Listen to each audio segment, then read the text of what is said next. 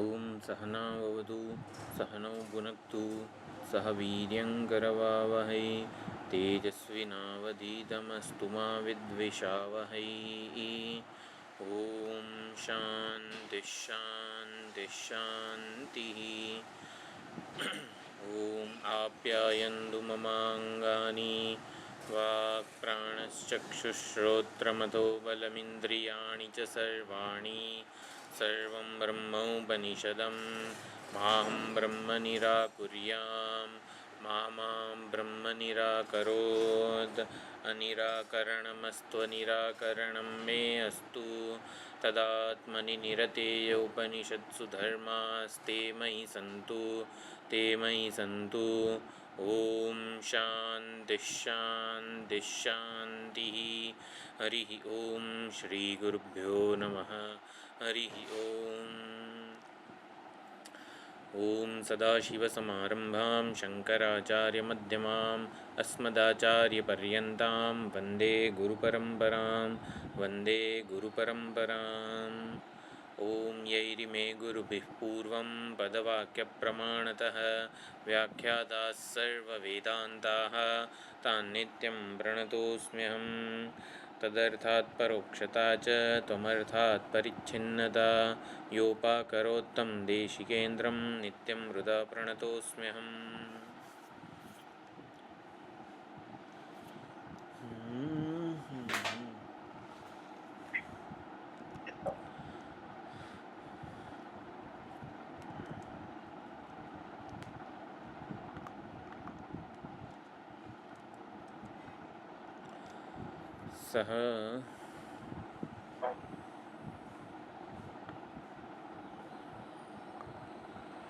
सः यः एषः अणिमा ऐतदात्म्यमिदं सर्वं तत्सत्यं स आत्मा तत्त्वमसि श्वेतकेतो इति।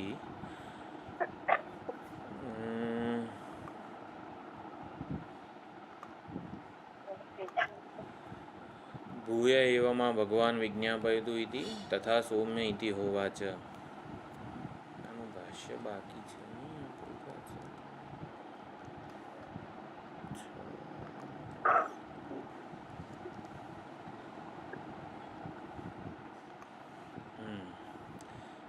તો અહીં સુધી ઉપદેશ છે.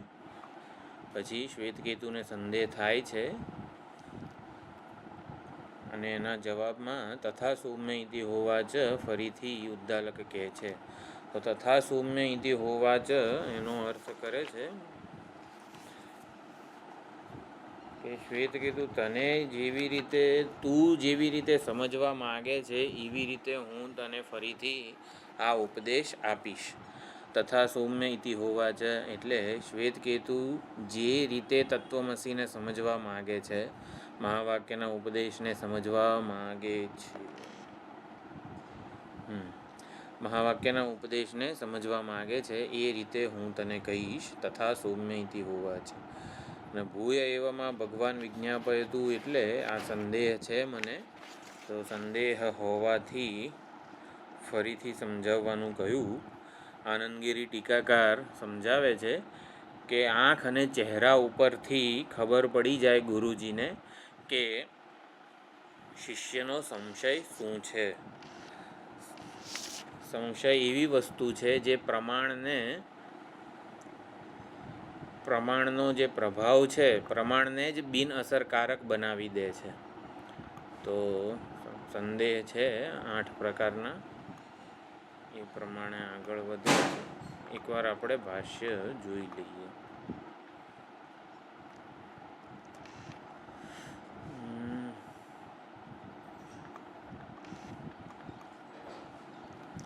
સહ યહ સદાખ્ય એષ ઉક્ત અણિમા.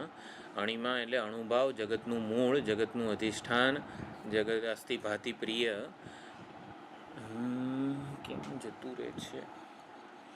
ઐતદાત્મ્યમિદમ સર્વમ એનો સમાસ વિગ્રહ કરે છે. એતદ સત આત્મા યસ્ય સર્વસ્ય તદ એતદાત્મા તસ્ય ભાવ ઐતદાત્મ્યમ. ઐતદાત્મ્યમ ભાવવાચક સંજ્ઞા છે. આ સતત જેનો આત્મા છે, આ સત અથવા તો અણિમા જેનો આત્મા છે એ આ બધું, એટલે કે આ બધું અણિમા રૂપી આત્માવાળું છે. એતેન સદાખ્યેન આત્મના આત્મવત સર્વમિદમ જગત. તો આ સદાખ્ય આત્મા વડે, સત નામના અણીમાં વડે જ આ બધું આત્મવત છે. આત્મા ધરાવનારું છે, સાર ધરાવનારું છે, રહસ્ય ધરાવનારું છે. ઘડામાં જે કંઈ પણ છે એ બધું માટીને લીધે છે.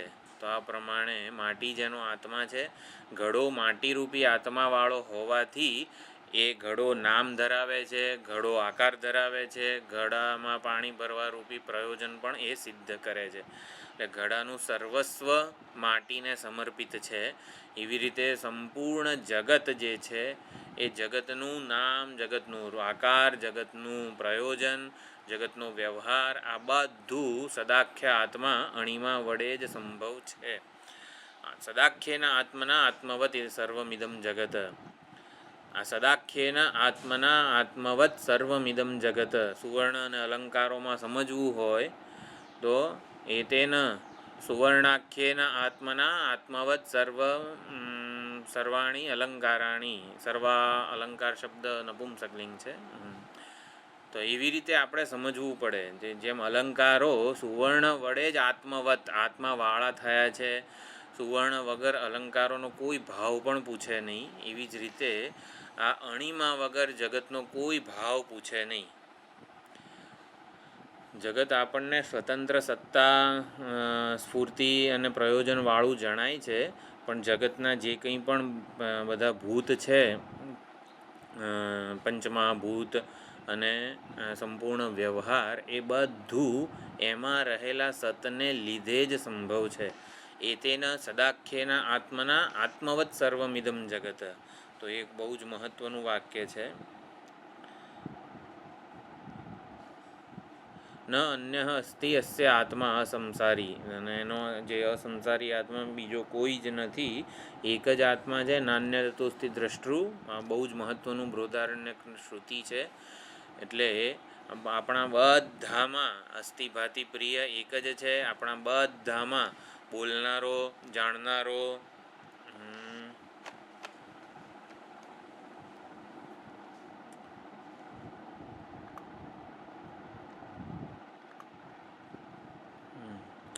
આપણા બધામાં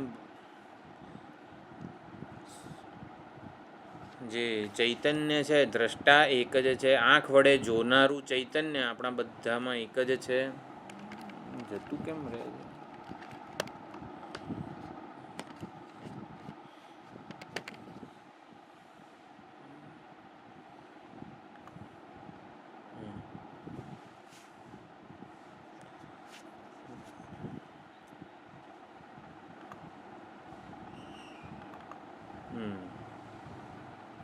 येन च आत्मना आत्मवत् सर्वमिदं जगत तदेव સદાખ્યમ કારણમ સત્યમ પરમાર્થ સત. તો એ જે છે અણીમાં જેના લીધે આ જગત આત્મવત બનેલું છે એ જ પારમાર્થિક સત્ય છે. એ જ ટ્રાન્સેન્ડેન્ટલ રિયાલિટી એટલે કે અતીત છે. સર્વથી સર્વમાં વ્યાપ્ત હોઈને પણ સર્વથી અતીત છે.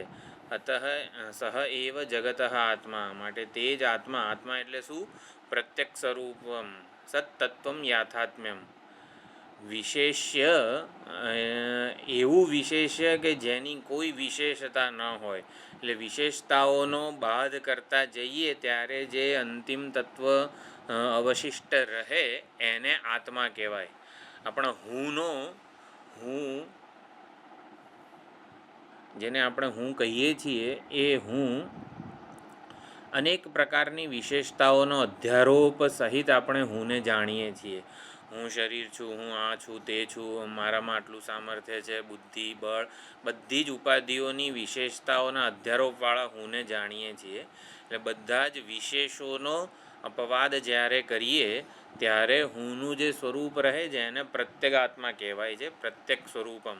એ પ્રત્યેગાત્મા બધાનું એક જ છે. પ્રત્યેગાત્મ ચૈતન્ય બધા જીવોનું એક જ છે. એમાં કોઈ વિશેષતા નથી. વિશેષતા ન હોવી એને જાણે કે આમ વિશેષતા ન હોવી એ ખરી મહાનતા છે.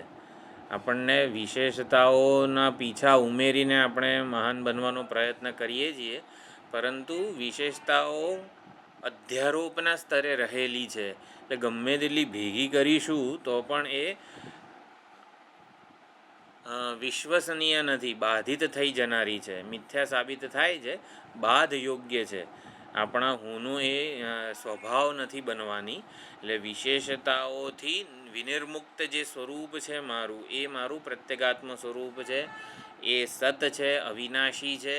અને આવી રીતે સાચું, એને શું કીધું ભાષ્યમાં, પરમાર્થ સત, તત્ સત્યમ સા આત્મા, એવું જે કીધું છે, એટલે પરમાર્થ સત કીધું છે. એ અબાધિત છે, વિશ્વસનીય છે, એના આધારે આપણું જીવન ચાલે છે. અતઃ તત્ પ્રત્યેક સ્વરૂપમ સત્તત્વમ યાથાત્મ્યમ. પછી આત્મ શબ્દસ્ય નિરૂપપદસ્ય પ્રત્યેગાત્મની રૂઢત્વાત. આત્મા શબ્દ છે એનો કોઈ ઉપપદ નથી. એટલે દેહાત્મા, ઇન્દ્રિયાત્મા, મનાત્મા, આવી રીતે આગળ જે વસ્તુ હોય ને ઉપપદ કહેવાય. તો આત્મા શબ્દનું કોઈ ઉપપદ નથી આપેલું. તત્ સત્યમ સા આત્મા એવું કીધું છે. એટલે ઉપપદ વગરનો આત્મા શબ્દ હોય તો એ તો સીધો પ્રત્યેગાત્માને જ લાગુ પડે છે. ગવાદી શબ્દવત નિરૂઢત્વાદ. ગાય એટલે શું? તો આવી રીતે શાસના જેને હોય એને રૂઢિ અર્થ પ્રમાણે જે ગાયનો અર્થ થતો હોય એ જ અર્થ લેવાનો. અતઃ તત્સત્તત્વમસી હે શ્વેતકેતો. એટલે આ પ્રમાણે જ્યારે શ્વેતકેતુને પ્રત્યાયિત પુત્ર, આ પ્રમાણે જ્યારે શ્વેતકેતુને સત્તત્વનું આત્મ સ્વરૂપે પ્રતિપાદન થયું, આત્મ સ્વરૂપે ઓળખ કરાવવામાં આવી, ત્યારે પુત્ર આહ, જ્યારે પુત્ર કહે છે, ભૂય એવામાં ભગવાન વિજ્ઞાપયતું યદ ભવદુક્તમ તત્ સંદિગ્ધમ મમ. એટલે એ મને એક સંશય જાગ્યો છે. અહની અહની સર્વાહ પ્રજાઃ સુષુપ્તૌ સત સંપદ્યતે ઇતિ એતત યેન સત સંપદ્ય ન વિદુઃ. અહની અહની, દરરોજ બધી પ્રજા, બધા જીવો સુષુપ્તિમાં સત સંપન્ન થાય છે, સતને મળે છે, સત સાથે એકીભૂત થઈ જાય છે. પરમાત્માની જીવોથી જુદી કોઈ જ જીવોથી જુદા રહેતા નથી, કોઈ જુદાઈ રહેતી નથી. સત સંપન્ન બની જાય છે તો પણ એ જાણતા કેમ નથી? આપણે બધા સુષુપ્તિમાં એ પરમાર્થ અદ્વિતીય આનંદ સ્વરૂપે બનીને રહીએ છીએ. અખંડ અદ્વિતીય નિરતિશય આનંદ સ્વરૂપ પરમાત્મા સાથે એક થઈને રહીએ છીએ. એટલે કે પરમાત્મા સ્વરૂપે જ બનીને રહીએ છીએ, છતાં આપણે એને જાણતા કેમ નથી? ન વિદુઃ સત્સંપન્નાઃ વયમ ઇતિ. જ્યારે સુષુપ્તિમાં હોઈએ ત્યારે હું આનંદ મગ્ન થઈ ગયો છું, આનંદમય થઈ ગયેલો છું, આનંદ સ્વરૂપ બની ગયેલો છું. મારે આનંદનો ભોગતા નથી બનવાનું, આનંદ સ્વરૂપ બની ગયો છું, એવું આપણે કેમ જાણતા નથી? જો બધી જ પ્રજા દરરોજ સત્સંપન્ન સુષુપ્તિમાં થઈ જતી હોય તો અમે બધા સત્સંપન્ન થયા છીએ એવું કેમ જાણતા નથી? અતઃ દૃષ્ટાંતેન મામ પ્રત્યાયતુ. માટે તમે દૃષ્ટાંતપૂર્વક મને સમજાવો. શું લખ્યું છે? એવ મુક્ત તથા અસ્તુ સૌમ્ય ઇતિ ઉવાચ પિતા. તો શ્વેતકેતુ, તને જેવી રીતે સમજાય એવી રીતે હું તને કહીશ. એમાં કંઈક જોવાનું બાકી રહી ગયું હોય તો આપણે એકવાર જોઈ લઈએ, પછી ષડલિંગ વડે વિચાર કરી લઈએ. અણિમા એટલે ઈમન પ્રત્યય છે, ભાવ પ્રત્યય છે અણિમન શબ્દનું. એટલે અણિમા એટલે જગતનું સારભૂત તત્વ. એટલે બુદ્ધિગમ્ય સંપૂર્ણ દૃશ્ય પ્રપંચ છે એ સદાત્મા થકી જ આવી રીતે સાત્મક છે, સસ્વરૂપ છે. જેમ ઘડો માટી થકી જ આત્માવાળો છે, એવી રીતે સંપૂર્ણ જગત સતરૂપી આત્માવાળું છે, અણિમારૂપી આત્માવાળું છે. જગતનું અધિષ્ઠાન, જગતનું સારભૂત તત્વ કે જગતનું રહસ્ય એ પ્રત્યેગાત્મ સ્વરૂપે છે. એટલે એ તારાથી જુદું નથી, તારાથી પરોક્ષ નથી.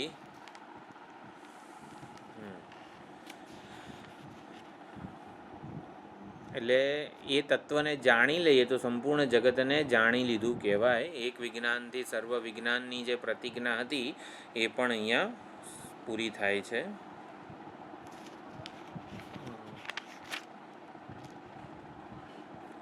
અણીમાં એટલા માટે કીધું છે કે એ વિષય બની શકે એમ નથી. સૂક્ષ્મ અત્યંત સૂક્ષ્મતમ તત્વ કીધું એટલે કે વિષય બની શકે નહીં. સ્થૂળનો આત્મા આવી રીતે સૂક્ષ્મ હોય. કોઈને પણ કહીએ ને કે ઘડાનો આત્મા માટી છે, આ શબ્દનો અર્થ ઘડામાં માટી રહેલી છે એવું બધું સમજવાનું નથી. ઘડાનો આત્મા માટી છે એટલે ઘટપણું, ઘટત્વ જે છે ને એ મિથ્યા અધ્યારોપ છે. જ્યારે પણ શબ્દ બોલે ઘડાનો આત્મા માટી છે તો ઘટપણું, ઘટત્વ એ માટી ઉપરનો અજ્ઞાનને લીધે થયેલો અધ્યારોપ જ છે. ઘટત્વ બાધ યોગ્ય છે, મિથ્યા છે. ઘટત્વની સ્વતંત્ર કોઈ સત્તા નથી. ઘટત્વ કે ઘટપણું એટલે શું? નામ, રૂપ અને એનો પ્રયોજન, વ્યવહાર. ઘડાએ માટીને પ્રાપ્ત કરવી છે. માટીને પ્રાપ્ત કરવા માટે અનેક સાધનાઓ કરે છે, કર્મો કરે છે, ક્યાંય બ્રહ્મલોકમાં જઈ આવે છે, બધું જ કરે છે. શેના માટે? માટીને જાણવા માટે.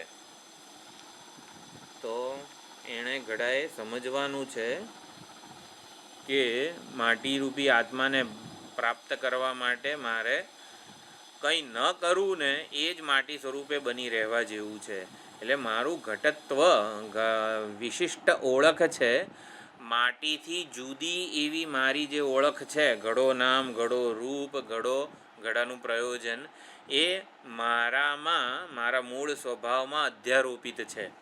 એટલે આપણે એ જ સમજવાનું છે. આનંદ સ્વરૂપ પરમાત્મા ઉપર આવી રીતે વ્યક્તિત્વનો ભાવ જ્યારે ઋષિ એટલે એક નામ, એક ઉપાધિ, એક એની વિશેષતાઓ, મર્યાદાઓ બધું અજ્ઞાનને લીધે અધ્યારોપિત છે. એક આ સમજ્યા. અને જગતનું સારભૂત તત્વ થી એટલે જગતના સારભૂત તત્વ સાથે સંબંધ શું છે? આપણે અધ્યારોપ અને અપવાદ પ્રક્રિયાથી અધ્યારોપનો બાદ કરતા જઈએ જેમ જેમ, એવી રીતે જગતના રહસ્ય સુધી, જગતના સારભૂત તત્વ સત અણીમા સુધી પહોંચી શકાય છે. એટલે સંપૂર્ણ જગત આ નામ રૂપાત્મક છે એ આખે ને આખું સ્વરૂપતઃ અધ્યસ્ત છે. સ્વરૂપતઃ અધ્યસ્ત છે. એટલે જગત સાથેનું એકાઉન્ટ સેટલ ક્યારે થાય? જ્યારે નામ, રૂપ, પ્રયોજન માટે આપણે ઓબ્જેક્ટિવ બની શકીએ. ઓબ્જેક્ટિવ બની શકીએ, નિષ્પક્ષ બની શકીએ, ઇનડિફરન્ટ બની શકીએ. એટલે જગત સાથેનું એકાઉન્ટ સેટલ થયું ક્યારે કહેવાય? જ્યારે જગતના નામ, રૂપ, પ્રયોજનનો આપણા પર પ્રભાવ ન હોય. અજાત શત્રુ અને ગાર્ગ્ય. તો અજાત શત્રુની વ્યાખ્યા આપણા સ્વામીજીએ એવી કરી હતી કે જે કોઈનાથી પ્રભાવિત ન થાય એ અજાત શત્રુ છે.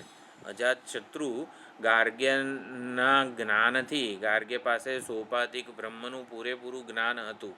એટલે ગાર્ગ્ય, તું તો આવું બધું આદિત્યમાં આવી રીતે ઉપાસના કરે છે ને ચંદ્રની ઉપાસના કરે છે ને બધી અહંગ્રહ ઉપાસના કરનારો હતો. તો ગાર્ગ્યના વિજ્ઞાનથી અજાતશત્રુ પ્રભાવિત નહોતો થયો. કારણ કે એ સુવર્ણ તત્વને, એટલે સુવર્ણ ઇન ધ સેન્સ તત્વને જાણતો હતો, તત્વના નિરુપાધિક સ્વરૂપને જાણતો હતો. અને માટે એ ગાર્ગ્યના તત્વના સોપાધિક રૂપોના વિજ્ઞાનથી પ્રભાવિત નહોતો થયો. તો એવી રીતે જગત સંપૂર્ણપણે સ્વરૂપતઃ અધ્યસ્ત છે, અધ્યારોપિત છે આ અણીમા ઉપર. એટલે જગતના અધિષ્ઠાનમાં જે નિરૂપણ એટલે પહોંચવાની રીત છે એ આવી રીતે અધ્યારોપ અને અપવાદ પ્રક્રિયા છે. અધ્યારોપ અને અપવાદ પ્રક્રિયાથી જગત સાથેનું એકાઉન્ટ સેટલ થાય. જગતના અધિષ્ઠાનમાં પર્યવસાન આપણે કરી શકીએ. હવે જીવોની વાત આવે તો જીવ વિચાર જે છે એ જુદી રીતે થાય છે. જીવો સંસર્ગતઃ અધ્યસ્ત છે. એટલે પરમાત્માનું આ ઉપાધિ સાથેનું તાદાત્મ્ય અભિમાન છે એનો બાદ કરવામાં આવે છે. અને ઓલા જગતનો તો આખે આખો બાદ કરવામાં આવે છે. એટલે જીવ સ્વરૂપતઃ અધ્યસ્ત છે. જગત સંપૂર્ણતઃ સ્વરૂપતઃ અધ્યસ્ત છે પરમાત્મા ઉપર. અને જીવ જે છે સંસર્ગતઃ અધ્યસ્ત છે. આપણે આ સંસર્ગ અધ્યાસને આ તે બધું જે અધ્યાસ ભાષ્ય હતું એમાં આવી ગયું છે. તો એટલે જીવનું પરમાત્મા સાથેનું જે કનેક્શન છે એ આવી રીતે તાદાત્મ્યના બાધ દ્વારા થાય છે. ઉપાધિ સાથેના તાદાત્મ્યના બાધ દ્વારા જીવથી શિવ સુધી પહોંચી શકાય છે. અને જગતથી શિવ સુધી પહોંચવું હોય તો અધ્યારોપ અપવાદ, જેને રિડક્શન કહેવાય, એટલે રિડક્શન પ્રક્રિયા જગતમાં થાય અને જીવની ડીઆઇડેન્ટિફિકેશન, એવી રીતે આપણે એના મૂળ પ્રત્યેગાત્મા સુધી પહોંચી શકીએ છીએ. એક આ હતું. પછી સુષુપ્તિમાં અહંકાર નથી, ઇન્દ્રિયો નથી, મન નથી, કશું જ નથી, છતાં આનંદની અનુભૂતિ કરનાર કોઈક તો છે. આનંદ અનુભવાયો તો ખરો, એટલે આનંદની અનુભૂતિ કરનાર કોઈક તો છે. એટલે એ જ વાસ્તવિક છે, એ જ પ્રત્યેગાત્મા છે, એ જ આ પંચકોશ જે છે એનાથી એનો અંતરતમ આત્મા છે. અને એને આપણે જાણીએ તો છીએ. આમાં થાય છે શું? મનમાં જ એને જાણીએ છીએ, પણ મન વડે એને જાણવાનો નથી. મન વડે જાણનારો છે જે એ રૂપે એને ઓળખવાનો છે. હુંને આપણે મન વડે જ જાણીએ છીએ, એટલે કે મનમાં જાણીએ છીએ, મન વડે નહીં. હું કે પ્રત્યેગાત્મા, પ્રત્યેક ચૈતન્ય જે છે એને મનમાં જ જાણીએ છીએ, કારણ કે પ્રતિબિંબિત ચૈતન્ય રૂપે જ એની હાજરી પ્રગટ થાય છે.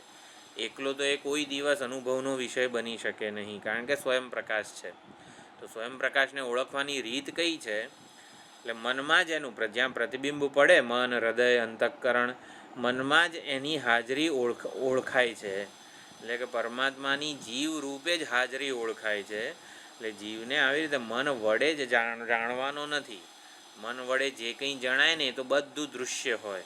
મન વડે જાણનારો જે છે, જાણનારા સ્વરૂપે આપણે એને ઓળખવાનો છે.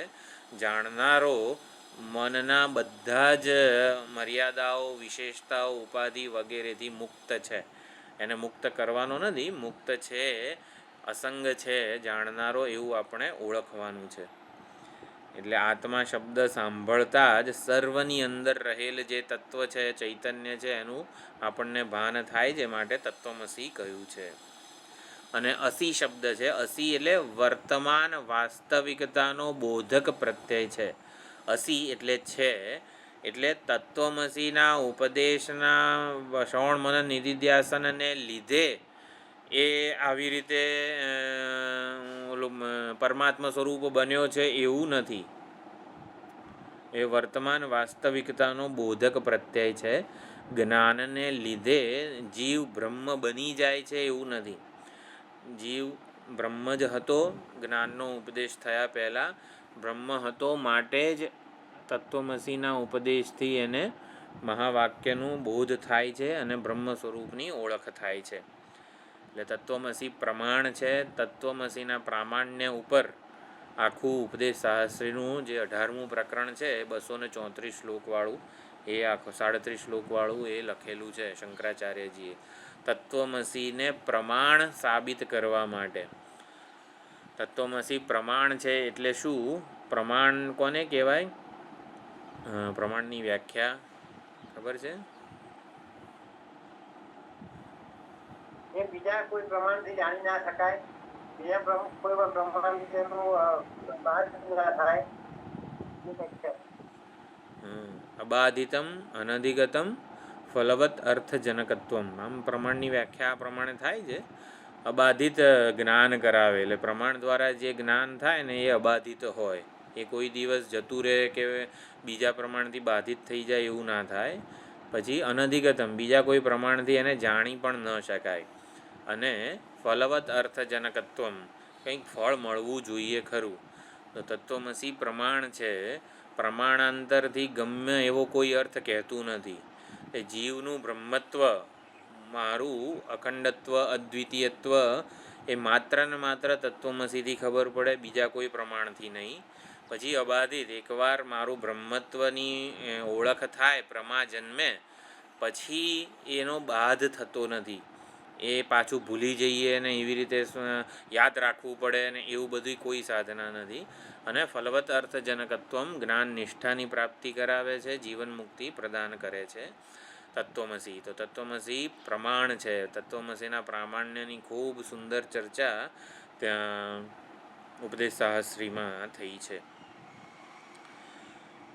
અદ્વિતીયતા એટલે આત્મા સ્વયં પ્રકાશ છે, પણ આત્માનું જ્ઞાન તત્વમસી પ્રમાણથી જે વૃત્તિ જન્મે છે, હું બ્રહ્મ છું, અખંડાકાર વૃત્તિ, અહમ બ્રહ્માસ્મી, એનાથી થાય છે. આત્મા ભલે ને સ્વયં પ્રકાશ હોય, પણ આત્માની ઓળખ છે એ પ્રમાણથી થાય છે. આત્મા પોતે અપ્રમેય છે, નિરપેક્ષ છે, પરંતુ આત્મજ્ઞાન તત્વમસી પ્રમાણથી જ થાય છે. એટલે આત્માનું જ્ઞાન, જ્ઞાન સ્વરૂપ આત્માનું જ્ઞાન આવી રીતે વ્યાવહારિક સત્તામાં તત્વમસી પ્રમાણથી થાય છે. તત્વમસીથી જ્ઞાન તો જન્મે, પરંતુ દ્રઢ થાય એના માટે પદાર્થ શોધન જરૂરી છે. તો પદાર્થ શોધન, પદ શોધન અને પદાર્થ શોધન બંનેની ચર્ચા ઘણી સુંદર છે.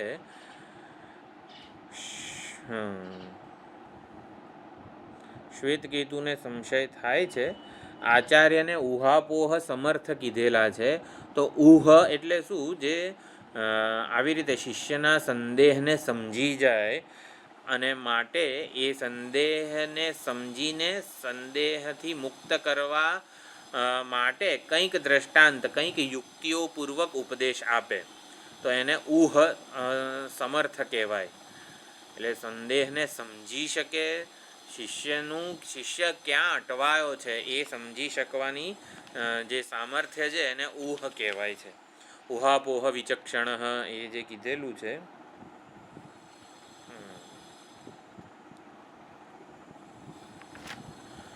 એટલે દ્રષ્ટાંતથી જાણે કે હસ્તામલકવત પ્રત્યક્ષ થઈ જાય વસ્તુ, એવું સમાધાન થાય છે. વેદાંત વિચાર પ્રક્રિયા છે એમાં દ્રષ્ટાંતોનું પ્રામાણ્ય નથી, દ્રષ્ટાંત પ્રમાણ નથી, પરંતુ દ્રષ્ટાંતથી કોઈ સિદ્ધિએ થતી નથી, પરંતુ સિદ્ધ વસ્તુ જે છે એને આપણે સમજવા માટે ઉપયોગી છે ખરું દ્રષ્ટાંત. એટલે દ્રષ્ટાંતથી કોઈ વસ્તુ સિદ્ધ ના થઈ જાય. તત્વમસીનું કોઈ દ્રષ્ટાંત આપીએ આપણે, એ દ્રષ્ટાંતથી તત્વમસીનો અર્થ સિદ્ધ ના થાય. દ્રષ્ટાંતથી શું થાય છે? સિદ્ધ અર્થ સમજાય. દ્રષ્ટાંતેન મામ પ્રત્યાયતુ એવું શાંકર ભાષ્યમાં છે. તો દ્રષ્ટાંતની એવી શું જરૂર પડી? તો દ્રષ્ટાંતથી આવી રીતે જે સિદ્ધ વસ્તુ છે, વર્તમાન વાસ્તવિકતા છે, એનો આપણને સારી રીતે સમજણ પડે છે. એટલે તત્વમસીનો સીધો અર્થ જે જગતનું અધિષ્ઠાન છે એ જ, એમાં અને તારામાં કોઈ ભેદ નથી, કોઈ જુદાઈ નથી. જગતનું રહસ્ય એ જ તારું અંતરતમ આત્મ સ્વરૂપ છે. દ્રશ્ય જગત છે, આખું જે સમસ્ત દૃશ્ય જગત છે એનું અધિષ્ઠાન દ્રષ્ટા છે, એવું પણ તત્વમસી પહોંચાડે છે. વિવર્તવાદની વિચારણા દ્વારા તો સીધું સમજાય છે, પરંતુ આ તત્વમસીની આ જે વિચારણા છે, અધ્યારોપવાદ અને ડીઆઇડેન્ટિફિકેશન, એના દ્વારા દૃશ્ય જગતનું અધિષ્ઠાન એ દ્રષ્ટા છે. એટલે દ્રષ્ટા જ દૃશ્ય જગતનું અધિષ્ઠાન છે. દ્રષ્ટા જ સાચી રીતે સાચું રહસ્ય છે દૃશ્યનું. આપણને દૃશ્યમાં જે મહાનતા દેખાય છે, જે આમ માઇન્ડ બોગલિંગ આખું બ્રહ્માંડ જે છે એ અત્યંત વિશાળ, અત્યંત મહાન, અત્યંત જેને કહેવાય ને અત્યંત રહસ્યપૂર્ણ લાગે છે. તો બ્રહ્માંડનું આટલું બધી મહાનતા, વિશાળતા, રહસ્ય જે છે, અને સૂક્ષ્મતમ વસ્તુઓમાં પણ જવાનો પ્રયત્ન કરીએ, ઇલેક્ટ્રોન, પ્રોટોન, ન્યુટ્રોન વગેરેમાં, તો એમાં પણ જે આપણું મન છે એ આમ ભમી જાય, એમાં એના રહસ્યોથી ભમી જાય કે આટલું બધું શું થઈ રહ્યું છે. તો દૃશ્ય જગતની મહાનતા, વિશાળતા જે છે એ દ્રષ્ટાને લીધે છે. એટલે તત્વમસી આ અર્થ આપણને પહોંચાડે છે. એક જ પ્રત્યેગાત્મ સ્વરૂપ સદાખ્ય પરમાત્મા આવી રીતે જગતમાં છે રૂપે અનુભવાય છે અને આપણામાં છું રૂપે અનુભવાય છે. એક જ તત્વ છે જે જગતમાં છે રૂપે અનુભવાય છે અને આપણા બધામાં છું રૂપે અનુભવાય છે, હું રૂપે અનુભવાય છે. તો આમ સુષુપ્તિમાં મૃત્યુકાળે અને પ્રલય વખતે બધા જીવો સતમાં સંપન્ન થઈ જાય છે. તો એ આપણે સતમાં સંપન્ન થયા છીએ એવું કેમ જાણતા નથી, એવો શ્વેતકેતુનો પ્રશ્ન છે. એટલે શ્વેતકેતુનો આ સંદેહના ઉત્તર રૂપે હવે બીજી વાર જે તત્વમસી આવશે એટલે એ બીજી વખતનું તત્વમસી કહેવાય. એટલે જાણે કે સંદેહ એક અને આન્સર બીજો, એવી રીતે સમજવાનું છે. 8 સંદેહ છે શ્વેતકેતુના અને એટલે 9 વખત તત્વમસીનો ઉપદેશ છે. એક વખત તત્વમસીનો ઉપદેશ, સામાન્ય ઉપદેશ આમ આ કંડિકામાં આપી દીધો અને પછી હવે શ્વેતકેતુના સંદેહ રૂપે, સંદેહના સમાધાન રૂપે ઉપદેશ આપવામાં આવે છે.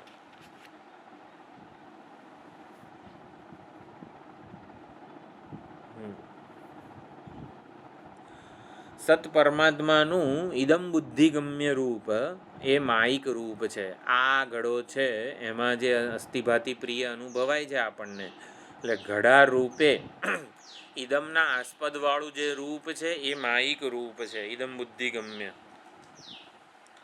એ માયિક રૂપ છે. સાચું રૂપ શું છે? અહમ રૂપે જે જણાય છે ને, અહંકારાત્મક વૃત્તિમાં, એ એનું સાચું રૂપ છે. એટલે ઇદમ વૃત્તિમાં આ ઘડો છે એમાં જે આપણને ચૈતન્યનું અસ્થિભાતિ પ્રિયનું ની હાજરી જણાય છે એ એનું માયિક રૂપ છે, સોપાધિક રૂપ છે.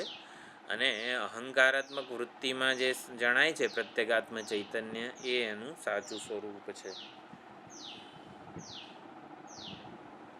એટલે જેના સોપાધિક રૂપ જણાતા હોય એ નિરુપાધિક સ્વરૂપે તો હોવો જ જોઈએ. એટલે આ રીતે શ્વેતકેતુ ના પ્રશ્નો સીધે સીધા ક્યાંય લખેલા નથી. છાંદોગ્ય ઉપનિષદના બધા જે કંડિકાઓ છે એમાં શ્વેતકેતુ આવું પૂછે છે અને હવે ઉદ્દાલક આ જવાબ આપે છે એવું નથી લખેલું. જે ભાષ્યકારના સમાધાન છે એના ઉપરથી શંકરાચાર્યજીએ, શું કહેવાય, બીજી જે કંડિકાઓ છે એના એ આન્સર ઉપરથી, સમાધાન ઉપરથી શંકરાચાર્યજીએ શ્વેતકેતુને આ પ્રશ્ન હોવો જોઈએ એવું અનુમાન કરેલું છે. એટલે ઉદ્દાલકના ઉત્તરોથી શ્વેતકેતુના સંદેહનું અનુમાન કરવામાં આવેલું છે. શ્વેતકેતુએ મનન કરેલું હશે, શ્રવણ પછી મનન કરવું જ જોઈએ. એટલે શ્રુત તત્વ જે છે એને આવી રીતે પ્રમાણ અને યુક્તિપૂર્વક આપણે એનું સમાધાન પણ કરવું જરૂરી છે. એટલે શ્રવણ કેમ જરૂરી, શ્રવણ તો કર્યું, હવે મનન કેમ જરૂરી છે? તો 6, 8, 7 આ જે કંડિકા હતી એને શ્રવણ કહેવાય છે. હવે બધીની કંડિકાઓ જે 14 ખંડ સુધીની છે એ બધી મનન રૂપ છે. એટલે મનન કેમ જરૂરી છે? અજ્ઞાન દશાના દ્રઢ સંસ્કાર રહેલા છે કે દૃશ્ય જગત છે એ સત્ય છે અને હું કરતા ભોગતા પ્રમાતા છું. આવી જે અજ્ઞાનના સંસ્કાર દ્રઢ થઈ ગયેલા છે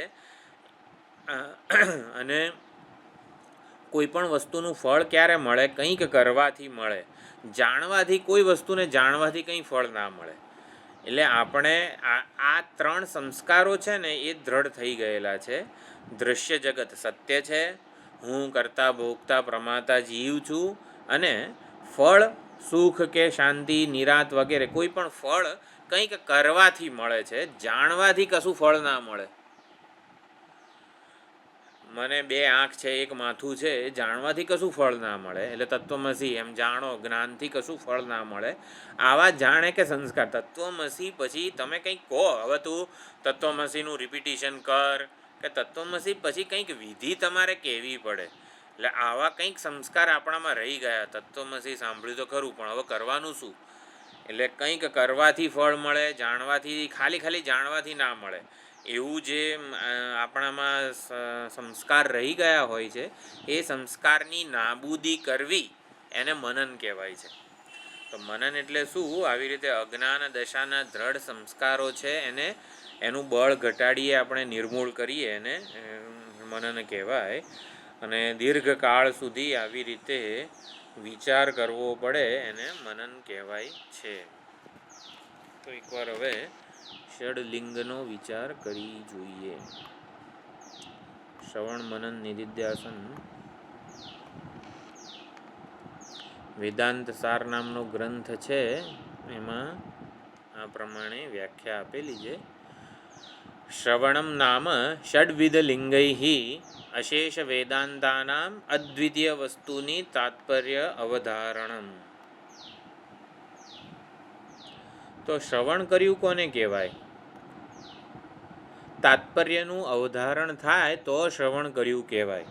એટલે ષડવિધ લિંગમાં એ આપણે જોવાના છીએ. ષડવિધ લિંગ વડે સંપૂર્ણ વેદાંત વાક્યોનું અદ્વિતીય વસ્તુમાં તાત્પર્ય આપણે નિશ્ચિત કરી શકીએ. એટલે તાત્પર્ય અવધારણ અનુકૂળ માનસ વ્યાપારને શ્રવણ કીધેલું છે. શ્રવણ એટલે ગુરુ પાસે બેસીને આપણે જે કરીએ છીએ એને શ્રવણ, એવું એને શ્રવણ નથી કીધું. તાત્પર્ય અવધારણ, તાત્પર્ય નિશ્ચય આપણી બુદ્ધિમાં જન્મે એવો માનસ વ્યાપાર, તાત્પર્ય અવધારણ અનુકૂળ માનસ વ્યાપારને શ્રવણ કીધેલું છે. શ્રવણ કરીએ ત્યારે ખાલી બેસી રહીએ આમ એવું નહીં, એને શ્રવણ નથી કીધું. સંપૂર્ણ વેદાંત વાક્યોનો તાત્પર્ય નિશ્ચય થાય એવી અનુકૂળ વિચારણા આપણી બુદ્ધિમાં થાય એને શ્રવણ કીધું છે. એટલે હંમેશા શ્રવણ કરતી વખતે જે અભિગમ આપણે રાખવો જોઈએ એ પણ જરૂરી છે. તાત્પર્ય અવધારણ અનુકૂળ માનસ વ્યાપાર એને શ્રવણ કીધું છે. પછી મનનન શું છે? શ્રુતસ્ય અદ્વિતીય વસ્તુનઃ વેદાંત અનુગુણ યુક્તિભિઃ અનવરતમ અનુચિંતનમ. એટલે શ્રુતસ્ય અદ્વિતીય વસ્તુનઃ, તત્વમસી વગેરે જે આપણે શ્રવણ કર્યું, અદ્વિતીય ચૈતન્ય કે આનંદ પરમાત્માના અદ્વિતીય સ્વરૂપનું શ્રવણ કર્યું. હવે વેદાંતની અનુગુણ એટલે વેદાંતને અનુસરનારી યુક્તિઓ વડે આપણે એનું સતત ચિંતન કરીએ એને મનન કહેવાય છે. એટલે શ્રુતાર્થ, શ્રવણ કરેલા અર્થને યુક્તિપૂર્વક આપણે ચકાસીએ એટલે શું? તત્વમ અસી, તું બ્રહ્મ છે, તું અદ્વિતીય આનંદ સ્વરૂપ છે એવું કહીએ ત્યારે યાર મને તો એવું લાગતું નથી હું. એટલે શ્રવણને એવું કહેવાય છે, આ બધી ટેકનિકલ ભાષા છે, પ્રમાણગત સંશયની નિવૃત્તિ શ્રવણ દ્વારા થાય.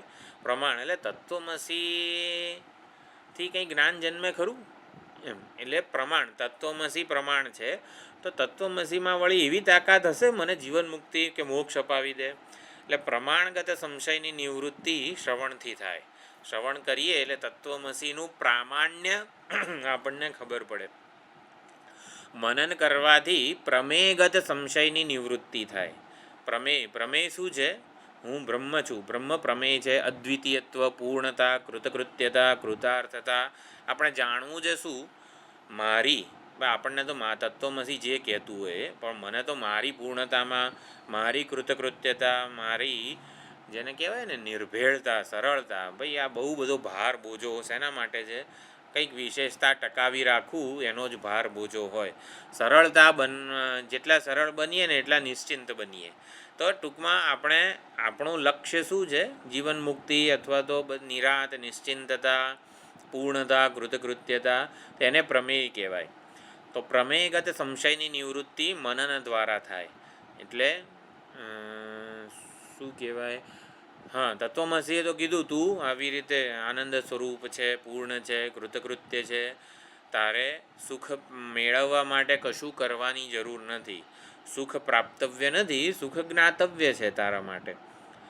પછી એવું લાગે કે હું અને સુખ સાથે કોઈ સંબંધ છે ખરો? મારો સુખ સાથે કોઈ સંબંધ છે ખરો? મને કહે છે તું બ્રહ્મ છે, પણ બ્રહ્મનો મારો કોઈ બાપ જન્મારામાં કંઈ મેળ ખાય એવું લાગતું નથી. એટલે હું વળી બ્રહ્મ કેવી રીતે હોઉં? આવું જે થાય આપણને, આને પ્રમેયગત સંશય કહેવાય. તો એની નિવૃત્તિ મનન દ્વારા થાય. અને એકવાર શ્રવણથી, મનનથી પ્રમાણગત પ્રમેયગત સંશયની નિવૃત્તિ થાય પછી અજ્ઞાનના સંસ્કારો કે વાસનાઓ જે છે એને લીધે ફરી પાછી દેહાત્મ બુદ્ધિ આવી જાય. હું શરીર છું, હું કરતા ભોગતા છું, ઓહો, 1 મિનિટ.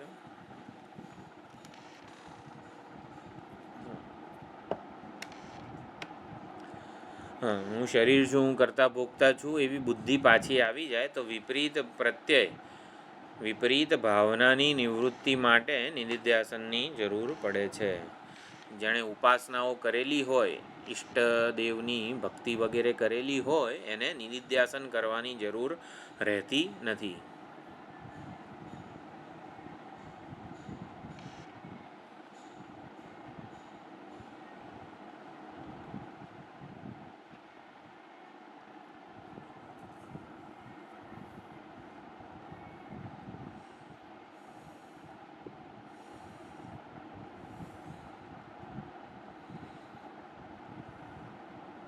Recording in progress.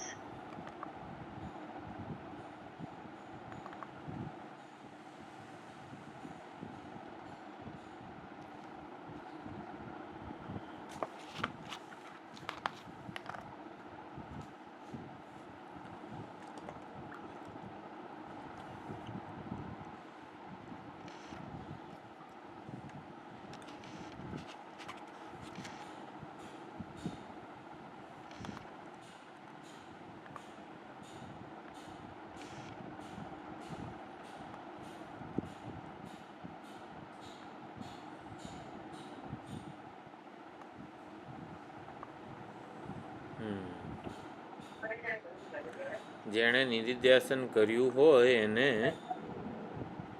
જેણે ઉપાસના કરેલી હોય એને નિધિધ્યાસનની જરૂર પડતી નથી.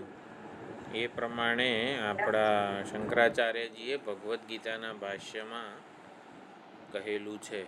કૃતોપાસ્તી હોય એને કૃતોપાસ્તી એટલે ઈષ્ટના દર્શન ઇન ધ સેન્સ ઈષ્ટ ભક્તિ કરેલી હોય એને નિધિધ્યાસનની જરૂર પડતી નથી, વિપરીત ભાવનાની નિવૃત્તિની.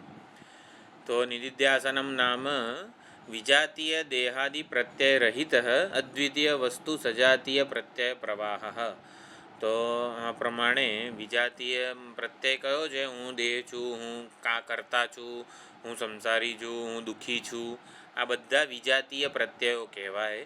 તો એનાથી રહિત હું આ સત તત્વ છું, હું બ્રહ્મ છું, એ સજાતીય પ્રત્યય પ્રવાહ સતત ચાલુ રહે.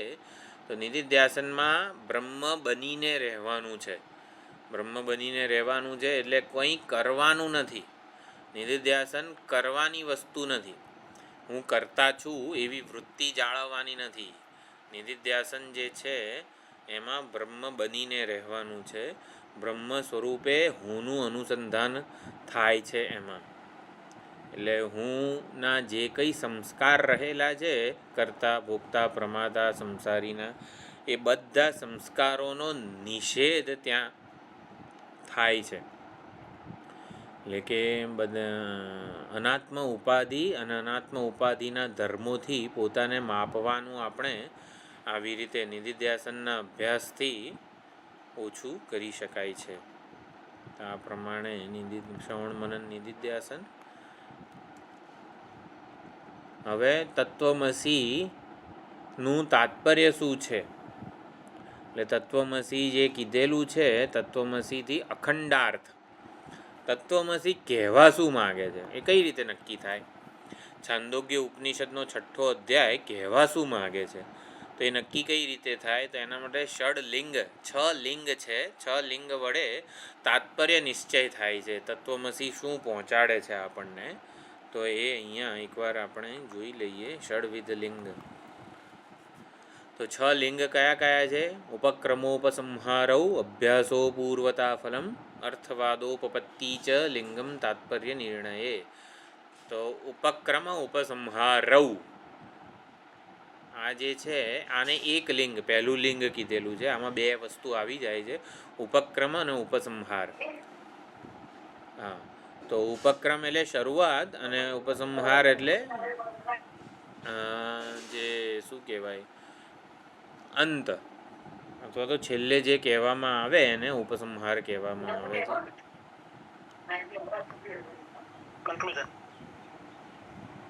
હા, કન્ક્લુઝન. ક્યાંથી અવાજ આવે છે? શું છે? ઉપક્રમોપસંહારો અભ્યાસો પૂર્વતા ફલમ. હા, તો ઉપક્રમનો ઉપસંહાર શું છે? પ્રકરણ પ્રતિપાદ્યસ્ય અર્થસ્ય તદ આદ્યંતયો ઉપપાદનમ એકાર્થ પર્યવસાનમ ઉપક્રમ ઉપસંહાર.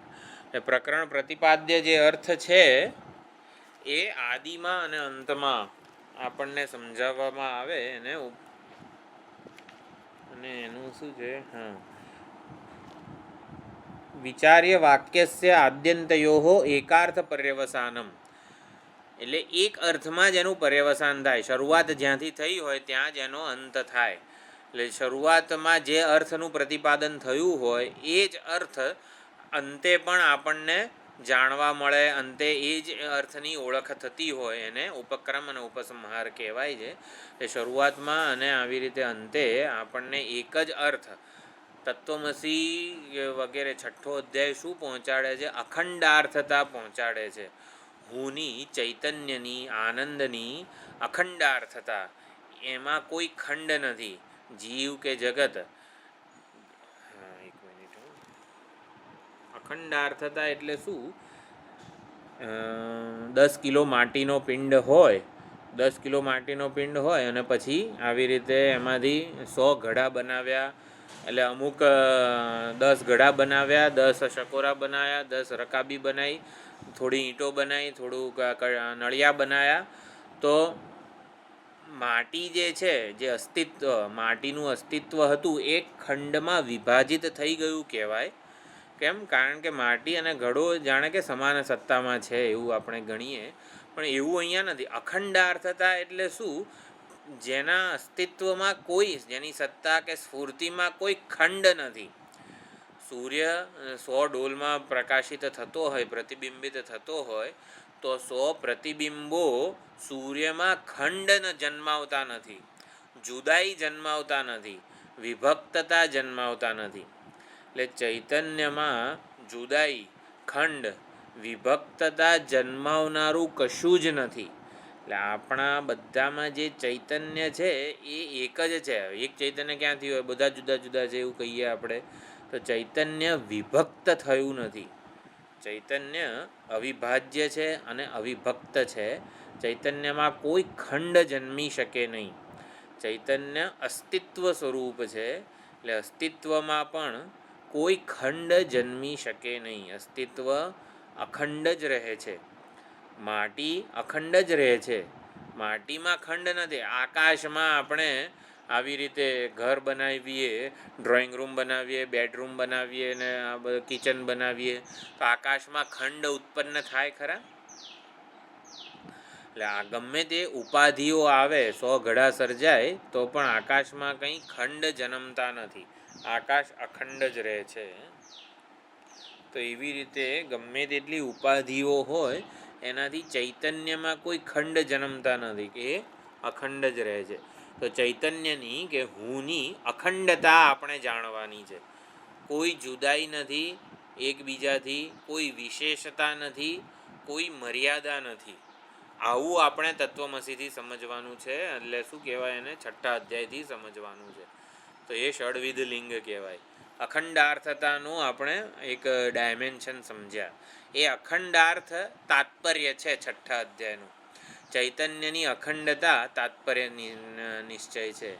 તો એ કઈ રીતે? તો ઉપક્રમ અને ઉપસંહારમાં કીધું. શું કીધું? છાંદોગ્યના ઉપક્રમ ઉપસંહાર શું છે?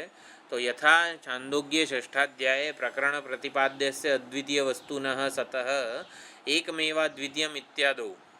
એટલે શરૂઆતમાં શું કીધું? સદૈવ સૌમ્ય ઇદમગ્ર આસીત એકમેવા દ્વિતીયમ. તો સદૈવ સૌમ્ય ઇદમગ્ર આસીતથી છાંદોગ્યનો ઉપક્રમ થયો છે. અને છેલ્લે ઐતદાત્મ્યમિદમ સર્વમ એવું કીધું છે.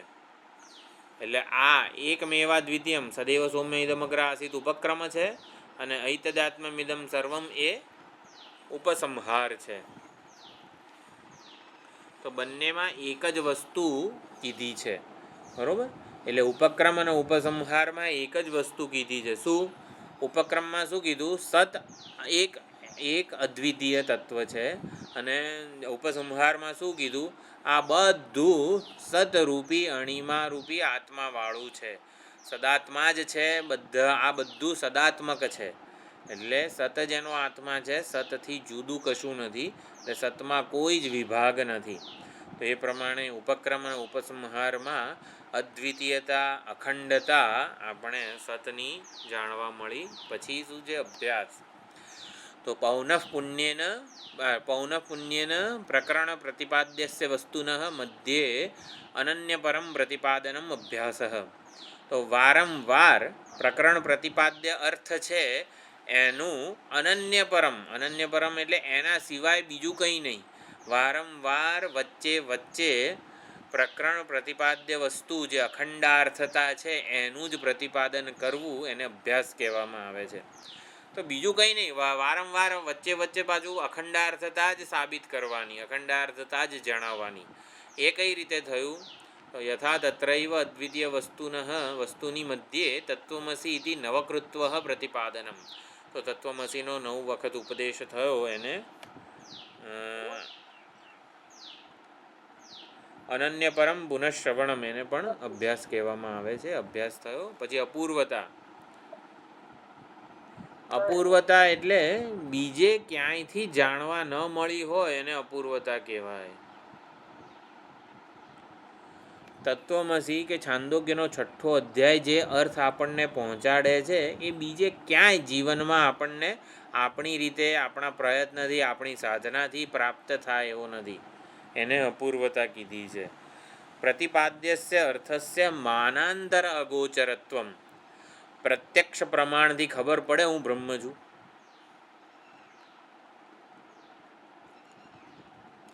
પ્રત્યક્ષ પ્રમાણથી કેમ ના ખબર પડે હું બ્રહ્મ છું? એ અતિન્દ્રિય છે એટલે. કોણ? ઇન્દ્રિય ગોચર નથી. કોણ? હું કે બ્રહ્મ? બ્રહ્મ. હું ને બ્રહ્મ એક જ છે. એક જ છે, પણ અતિન્દ્રિય હું છું કે બ્રહ્મ છે? હું બ્રહ્મ છું એટલે એક જ છે બે.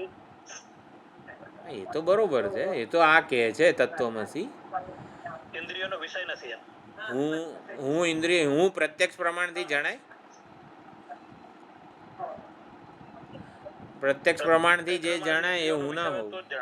હા, હું પ્રત્યક્ષ પ્રમાણથી ન જણાય.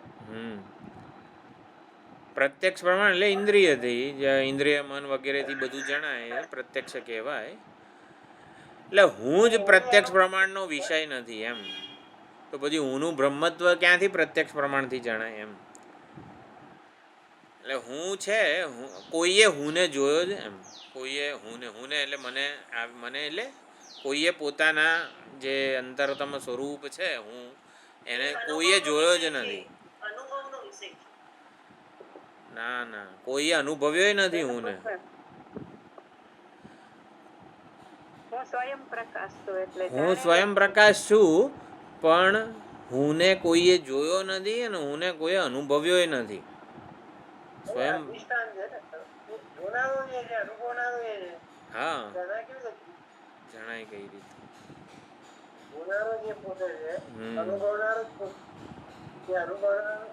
બીજાથી અનુભવ થાય ક્યાંથી? જાણીને. એટલે આ વેદાંત કે શું છે? હું દેહ છું, આવું જ્યારે આપણે કહીએ છીએ ત્યારે દેહ આવી રીતે જણાય છે, પ્રત્યક્ષ પ્રમાણથી જણાય છે. ચાલો વાંધો નહીં, ચાલો દેહ તો જણાય છે, પણ તે હુંને ક્યાંય જોયો તો કે હું દેહ છું? દેહ રૂપે તે હુંને ક્યાંય જોયો ખરો?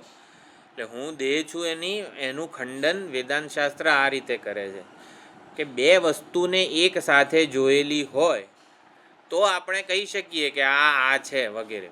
તો હું અને દેહને સામાનાધિકરણમાં આપણે મૂકીએ છીએ, હું દેહ છું એમ કરીને. તો વેદાંત શાસ્ત્ર પૂછે છે તે એક સાથે એક અધિકરણમાં હુંને પણ જોયો હોય અને દેહને પણ જોયો હોય એવું બન્યું છે? દેહને જે અધિકરણમાં જોઈએ છે, દૃશ્ય અધિકરણમાં, એ અધિકરણમાં હુંને જોયો જ નથી. એટલે હું કોઈ દિવસ દૃશ્ય અધિકરણમાં જણાય જ નહીં. હું સ્વયં પ્રકાશ છે, અધિષ્ઠાન છે, પોતે જાણનારો છે. એટલે જણાયેલી વસ્તુ હોઈ જ ના શકે હું. એટલે હું જ જો જણાતો ના હોઉં તો હું દેહ છું એ માની લીધેલું છે, ખાલી માન્યતા માત્ર છે, એ અનુભવ નથી. એટલે અનુભવનું વિપરીત અર્થઘટન આપણે કરી લીધેલું છે. એટલે હું દેહ છું એ અનુભવ નથી આપણો. આપણને હુંનો દેહ રૂપે અનુભવ થતો નથી. આપણને હુંનો સુખી દુઃખી રૂપે અનુભવ થતો નથી. તો શું છે? તો એમાં અધ્યાસ છે, ભેળસેળ છે, ભ્રાંતિ છે, સુખ દુઃખ મનોવૃત્તિઓ સાથે આપણો આવી રીતે સંસર્ગ અધ્યાસ થઈ જાય છે. માટે હું સુખી હું દુઃખી એવું આપણને અનુભવાય છે. તો અપૂર્વતા એટલે માનાંતર અગોચરત્વમ અદ્વિતીય વસ્તુન પ્રમાણાંતર અવિષયીકરણમ. બીજી કોઈ રીતે આપણને હુંનું અદ્વિતીયતા, ચૈતન્યની અખંડતા જાણી જ શકાય નહીં. ચૈતન્ય અખંડ છે, અવિભાજ્ય છે, એ કોઈ રીતે જાણી શકાય નહીં. એના માટે વેદાંત શાસ્ત્ર જોઈએ, તત્વમસી પ્રમાણ જોઈએ. એટલે તત્વમસીની અપૂર્વતા શું છે? તત્વમસી જે ચૈતન્યની અખંડાર્થતા પહોંચાડે છે એ બીજા કોઈ પ્રમાણથી આપણે જાણી શકીએ એમ નથી. તત્વમસી સિવાયના બીજા કોઈ પ્રમાણથી. એટલે અહીં એવું નહીં સમજવાનું કે છાંદોગ્યથી જ સમજાય, બૃહદારણ્યકથી નહીં સમજાય. એટલે એ વેદાંત શાસ્ત્ર અહીંયા પ્રમાણ છે. છાંદોગ્ય બૃહદારણ્યક જેવો ભેદ નથી કરવાનો. એટલે અપૂર્વતા એને આવું કહેવાય.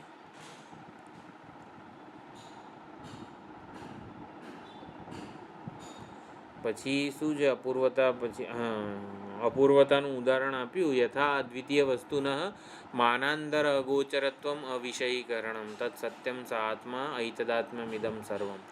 તો તત્ સત્યમ સ આત્મા અને ઐતદાત્મ્યમિદમ સર્વમ એ અપૂર્વતા છે. એટલે તે જે અણિમા છે એ સત્ય છે અને એ તારું સ્વરૂપ છે, તારો આત્મા છે, તારો પ્રત્યેગાત્મા છે. એટલે અને આ બધું અણિમારૂપી આત્માવાળું છે, એને અપૂર્વતા કીધી છે. અપૂર્વતા એટલે આપણી સાધનાથી, આપણા પ્રયત્નથી કોઈ રીતે આપણે જાણી શકવાના નથી આ અર્થને. એટલે ઐતદાત્મ્યમિદમ સર્વમ. વૈજ્ઞાનિકો પણ જગતના રહસ્યને પામવાનો પ્રયત્ન કરે છે, પરંતુ એમને આ રહસ્ય નહીં મળે કે આ જગત અણિમારૂપી આત્માવાળું છે, અસ્થિભાતિ પ્રિય રૂપી આત્માવાળું છે. એટલે આત્મા અસ્થિભાતિ પ્રિય સંપૂર્ણ જગતનો એક અખંડ અર્થ છે. તો અખંડાર્થતાનો આવી રીતે અપૂર્વતાથી સમજાવ્યું.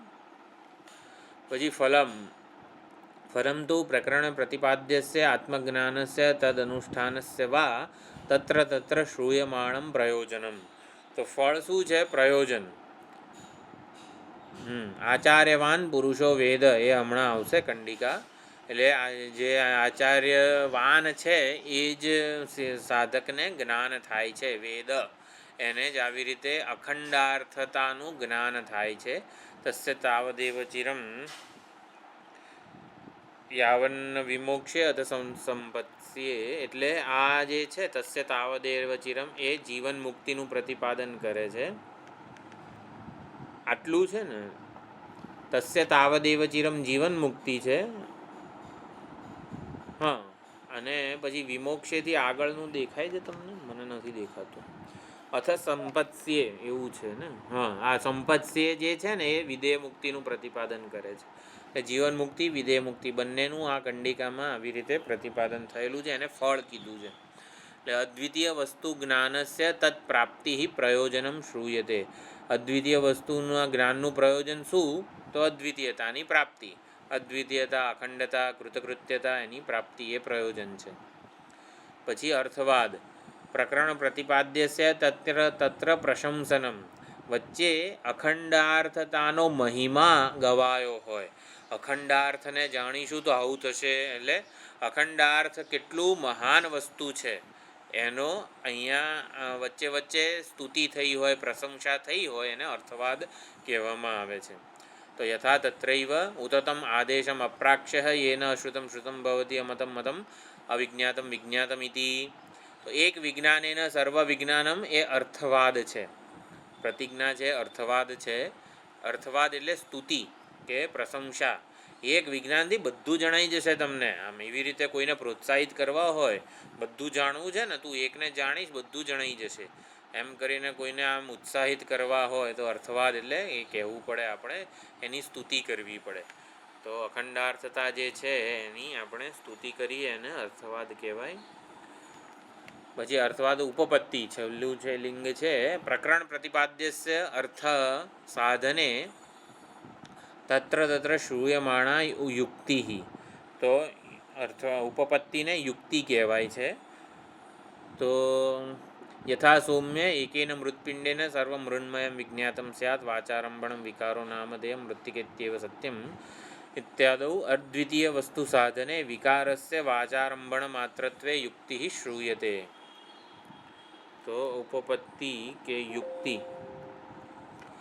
અખંડાર્થ સુધી પહોંચવાની યુક્તિ. માટી અખંડ છે બધા જ મૃત પાત્રોમાં, તો માટી સુધી પહોંચાય કઈ રીતે? તો જ્યારે ઘટત્વ બાધિત થાય ત્યારે આપણે માટીરૂપી અખંડાર્થ, દરેકમાં માટી એક જ છે એવો નિશ્ચય ક્યારે થઈ શકે? જ્યારે દરેકનું આગંતુક વસ્તુઓ બાધિત થાય. તો બાધિત કરવાની યુક્તિ કઈ? તો વાચારંભણમ વિકારો નામધેયમ. તો એ રીતે ઉપપત્તિ અથવા તો યુક્તિ બતાવી. યથા સૌમ્ય એકેન મૃત્પિંડેન, આવી રીતે વાચારંભણમ વિકારો નામધેયમ યુક્તિ છે. શેના માટે? બધા માટીના વાસણોમાં માટી અખંડ છે, એક છે, એ આવી રીતે વિભાજિત થઈ નથી, જુદી પડી ગઈ નથી. બીજી કોઈ યુક્તિ ખબર છે? અખંડાર્થતા આપણે અહીંયા છાંદોગ્યમાં ભણી ગયા, એટલે આ 6ઠ્ઠા અધ્યાયમાં જ નેલ કટર. હા, એટલે એ જ 3 ઉદાહરણો આપેલા, દ્રષ્ટાંત યુક્તિ ઉદાહરણો આપેલા છે.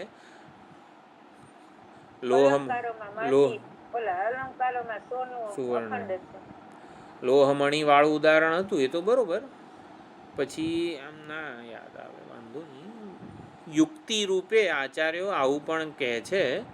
કાશિકાનંદજી જે છે ને, એ અન્નેન સૌમ્ય શૃંગેન આપો મૂલમ અન્વિચ્છ, આ બધું જે હતું, આપણે જે રિડક્શન જોયું હતું ને, કે અશિશિષતી પીપાસતી, આ સ્વપીતિ પછી જે આવ્યા તે મંત્રો બધા, કંડિકાઓ હતી ને, માણસને ભૂખ લાગે ને, કેમ? કારણ કે પાણી એને લઈ જાય છે, ખાધેલું અન્ન એમ કરીને પાણી એનું કારણ છે, પાણીથી પછી તેજ એનું કારણ છે, તેજ એનું કારણ છે, તો પછી તેજ પછી સત એનું કારણ છે, એમ કરીને સત સુધી પહોંચાડ્યા હતા. એટલે અશિશિષતી પીપાસતી વાળી જે બધી કંડિકાઓ હતી, એમાં છેલ્લે આવ્યું ને અન્નેન સૌમ્ય શૃંગેન આપો મૂલમ અન્વિચ્છ, અદ્ભિત સૌમ્ય શૃંગેન તેજો મૂલમ અન્વિચ્છ, તેજસા સૌમ્ય શૃંગેન સન્મૂલમ અન્વિચ્છ, સન્મૂલા સૌમ્ય ઇમાહ સર્વાહ પ્રજાહ સદાયતનાહ સત્પ્રતિષ્ઠા. આ જે કંડિકા હતી ને, એ પણ યુક્તિ છે સતની અખંડાર્થતાને જાણવા માટેની.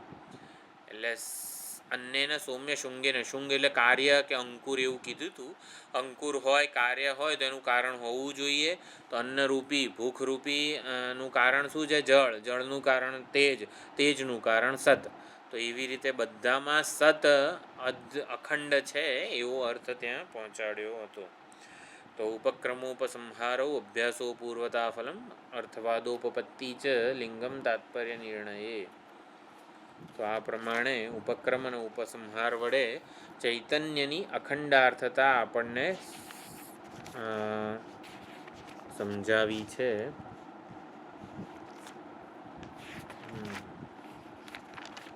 એટલે આને ષડવિધ લિંગ કીધા છે. આ વેદાંતના, એટલે વેદાંત એટલે શું? ઉત્તર કાંડ કહેવાય ને, શું? જ્ઞાનકાંડ. હા, જ્ઞાનકાંડમાં મંત્રોનું જે તાત્પર્ય નિશ્ચય છે ને, એ જાણવા માટેના 6 લિંગ છે. એવી જ રીતે કર્મકાંડમાં પણ 6 લિંગ છે. તો કર્મકાંડમાં કર્મો હોય, સ્વર્ગ કામ જ્યોતિષ્ટોમેન યજેત વગેરે જે કોઈ પણ, તો કર્મકાંડમાં 6 લિંગ જુદા છે. મંત્રોનું કર્મમાં વિનિયોજક પ્રમાણ સાબિત કરવા માટે 6 લિંગ છે. શ્રુતિ, પ્રકરણ, સ્થાન, સમાખ્યા, આ બધા 6 લિંગ છે. બ્રહ્મસૂત્રમાં આવી ગયા હતા. એટલે કર્મકાંડમાં પણ 6 લિંગ છે, વેદાંત જ્ઞાનકાંડમાં પણ 6 લિંગ છે. વેદાંતના જે 6 લિંગ છે એનાથી તાત્પર્ય અવધારણ થાય છે, અને કર્મકાંડના 6 લિંગથી મંત્રોનું જે તે કર્મમાં વિનિયોજક પણું જાણવામાં આવે છે. આ મંત્ર છે તો એનો આ કર્મમાં વિનિયોગ થવો જોઈએ એવું નક્કી કોણે કર્યું? તો 6 લિંગથી નક્કી થાય છે. વેદના આટલા બધા મંત્રો છે એનો આવી રીતે આ કર્મ કરતી વખતે એનો વિનિયોગ થવો જોઈએ એ એનું ત્યાં કર્મકાંડમાં 6 લિંગ પ્રતિપાદન કરે છે. તો 6, 8, 7 કંડિકા પૂરી થઈ, એના કંઈ 8મો ખંડ પૂરો થાય છે.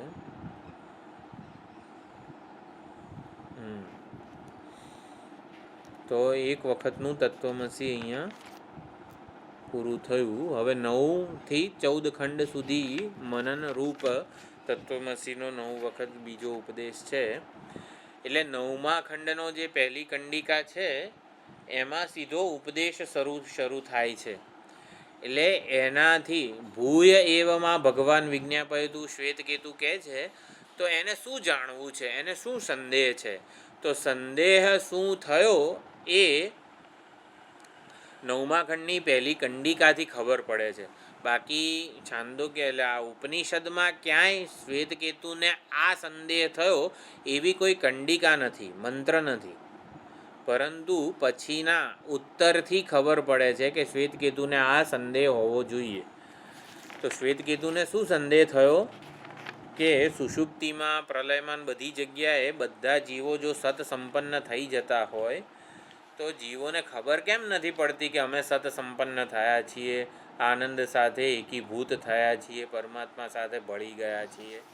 આવું ખબર કેમ નથી પડતી? એ શ્વેતકેતુને સંદેહ કેમ જન્મ્યો? સન્મૂલાહ સૌમ્ય ઇમાહ સર્વાહ પ્રજા કીધું અને તત્વમસી પણ કીધું.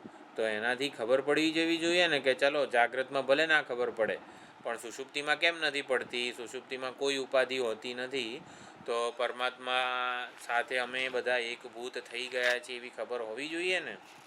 તો આવું શ્વેતકેતુ પૂછે છે. હવે એનું સમાધાન 9મા ખંડથી શરૂ થાય છે.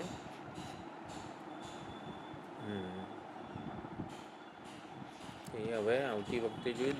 દરેક વસ્તુના ક્વેશ્ચન અને આન્સર એ આપણે આપણી ભાષામાં લખવાના છે. એટલે સૌથી પહેલું 6, 8, 7 કંડિકા હતી એ વખતે પણ જાણે કે એક પ્રશ્ન તો મૂક્યો હતો. એટલે એવું સમજવાનું આપણે તો 9 વખત પ્રશ્નો પૂછ્યા છે અને 9 વખત તત્વમસી કીધું છે. તો પહેલી વખતનો શ્વેતકેતુનો પ્રશ્ન શું હતો? સન્મૂલાહ સૌમ્ય ઇમાહ સર્વાહ પ્રજાહ સદાયતનાહ સત્પ્રતિષ્ઠા કીધું. તો એ સતતત્વ કે જેમાં બધી જ પ્રજાઓ જેના થકી ઉત્પત્તિ છે, સ્થિતિ છે, લય છે, જેમાં અંતે જઈને મળી જાય છે, જેમાં નિરાત અનુભવે છે, પ્રાણબંધનમ હિ સૌમ્ય મનઃ વગેરે આ કંડિકાઓ દ્વારા શ્વેતકેતુને થયું મારે એ સતને જાણવું છે, મારે એ સતને અનુભવવું છે. હું એને કેવી રીતે જાણી શકું? સતને મારે જાણવું છે, અનુભવવું છે. તો એ સતને હું કેવી રીતે જાણી શકું? એના જવાબમાં કીધું તત્વમસી. તો એ સત તારા માટે અદ્વિતીયતા, તારા માટે અનુભવવાની વસ્તુ નથી, તું પોતે અદ્વિતીય સ્વરૂપ છે. એટલે આપણા માટે આપણે એવું જ રાખવાનું કે 9 સંદેહ હતા અને 9 વખત કીધું છે તત્વમસી. તો પહેલો સંદેહ આ છે, મારે સતને જાણવું છે, અનુભવવું છે. હું સતને કેવી રીતે અનુભવું, કેવી રીતે જાણું? તો જવાબમાં 6, 8, 7 કંડિકા કીધી ઉદ્દાલકે. તત્વમસી, તું જ આ સત છે, તારે સતને જાણવાની જરૂર નથી. ખાંડ કહેતી હોય મારે ગળપણને અનુભવવું છે, ગળપણ કેવું હોય મારે અનુભવવું છે, તો ખાંડને ખબર નહીં પડે ગળપણ કેવું છે? પરિસ્થિતિ આવી જ છે. ખાંડ એવું કહે છે કે મારે ગળપણને અનુભવવું છે. એટલે વાસ્તવિકતા કેવી આપણા બધાની જ આ વિચાર કરીએ અત્યારે, મારે ગળપણને અનુભવવું છે. એટલે ગળપણ સ્વરૂપ ખાંડ પોતાને કઈ હદે ભૂલી જાય છે હું વિશેની અજ્ઞાન કેવું કરે છે. પછી આખા જાગ્રત અવસ્થામાં બધા અનુભવોમાં ખાંડ ગળપણને શોધવાનો જ પ્રયત્ન કરે છે. ગળી વસ્તુઓ ખા કરે છે. હા, છતાં ગળપણ તો એને બીજે જ દેખાય છે. એટલે બીજે નથી મળતું ને, એટલે ગળપણની શોધ સમાપ્ત થતી નથી. ગમે તેટલું કરું છું છતાં પણ ગળપણની શોધ સમાપ્ત નથી થતી. માટે બહારથી ગળપણ મળશે ને એ તો ખોટું જ છે. એટલે આવું આપણે તારણ કાઢવું પડે. પૂર્ણતા બહારથી, નિરાત પૂર્ણતા, શાંતિ, સુખ, આ મને બહારથી આટલા પ્રયત્નો કરું છું પણ છતાંય મને જેવું જોઈએ જેવું નથી મળતું. માટે બહારથી તો નહીં મળે. એટલે બહારથી નહીં મળે એ આપણને શું કહેવાય, વૈરાગ્ય જન્મે. અને વિવેક જેટલો તીવ્ર હોય એટલો વૈરાગ્ય આપણો દ્રઢ થાય. એટલે કે મને આવી રીતે પૂર્ણતા જોઈએ છે, શાંતિ જોઈએ છે, એવો નિશ્ચય હોય તો આવી રીતે થાય, સમજી શકાય. અને પછી એ આપણને અંતર સ્વરૂપે ઉપદેશ આપી શકે. એટલે ગળપણને એવું જ ખાંડને એવું જ કહેવું પડે, તું ગળપણ સ્વરૂપ છે, તારે ગળપણને અનુભવવાની જરૂર નથી, એવો ઉપદેશ જ આપવો પડે. એના સિવાય ખાંડને બોધ થાય, ગળપણની ઓળખ થાય ને, એ બીજો કોઈ ઉપાય નથી. એટલે સ્વયં પ્રકાશ છે એ કોઈ રીતે એને પોતાના સ્વરૂપની ઓળખ થાય. સ્વયં પ્રકાશને અજ્ઞાન કેવું, સ્વયં પ્રકાશ વસ્તુ છે એ પોતાના સ્વરૂપને ભૂલી જાય એવું ત્યારે જ થાય. દ્રષ્ટા પોતાના સ્વરૂપને ત્યારે જ ભૂલી જાય જ્યારે એ કોઈક દૃશ્યમાં આસક્ત થયેલો હોય. દૃશ્ય આટલું સુંદર લાગે છે, આ પ્રકાશી રહ્યું છે, આટલું ઉપયોગી લાગે છે, કારણ કે દ્રષ્ટા એને પ્રકાશી રહ્યો છે. એટલે આ પ્રમાણે સમજવાનું છે. દૃશ્યમાંથી આસક્તિ ઓછી થાય ક્યારે થાય? જ્યારે દ્રષ્ટા સમજે કે મારી મહાનતા દૃશ્યને લીધે નથી, મારી મહાનતા તો મારા દ્રષ્ટા સ્વરૂપને લીધે છે. મારી સભાનતામાં આ દૃશ્ય રહેલું છે. એટલે દૃશ્યને લીધે મારી મહાનતા નથી, મારી સભાનતા નથી, મારી કોઈ વિશેષતા નથી. હું તો મહાનતા, દૃશ્યતા તો મારી સ્વરૂપભૂત જ છે. આ પ્રમાણે તત્વમસીનો સુંદર ઉપદેશ, સુંદર વિચાર ભાતું પ્રાપ્ત થયું. આવતા વખતથી આવતા વખતે તો હા હે એટલે સોમ અને ગુરુ છે આવતો, એ આપણે રવા દઈએ છીએ. ત્યાં ક્લાસ હશે આશ્રમમાં, એટલે તો ગ્રુપમાં મોકલીશ. પછી આ નહીં ને આવતા સોમવારે મળીશું. બરાબર. ઓમ પૂર્ણમદ પૂર્ણમિદં પૂર્ણાત પૂર્ણમુદચ્યતે પૂર્ણસ્ય પૂર્ણમાદાય પૂર્ણમેવાવશિષ્યતે. ઓમ શાંતિ શાંતિ શાંતિ. હરિ ઓમ. શ્રી ગુરુભ્યો નમઃ.